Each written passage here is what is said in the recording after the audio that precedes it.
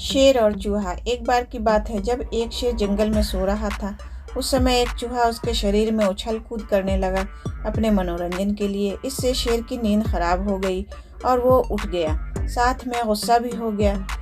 वहीं फिर वो जैसे ही चूहे को खाने को हुआ, तब चूहे ने उससे विनती की कि उसे वो आज़ाद कर दे, और वो उसे कसम देता है कि कभी यदि उसकी ज़रूरत पड़े तब वो ज़रूर से शेर की मदद के लिए आएगा। चूहे की इस साहसिकता को देखकर शेर बहुत हंसा और उसे जाने दिया। कुछ महीनों के बाद एक दिन कुछ शिकारी जंगल में शिकार करने आए और उन्होंने अपने जाल में शेर को फंसा लिया। वहीं उसे उन्होंने एक पेड़ से बांध दिया। ऐसे में परेशान शेर खुद को छुड़ाने का बहुत प्रयत्न किया, लेकिन कुछ कर न सका। ऐसे में वह जोर से दहाड़ने लगा। उसकी दहाड़ बहुत दूर तक सुनाई देने लगी। वहीं पास के रास्ते से चूहा गुजर रहा था, और जब उसने शेर की दहाड़ सुनी तब उसे आभास हुआ कि शेर तकलीफ में है।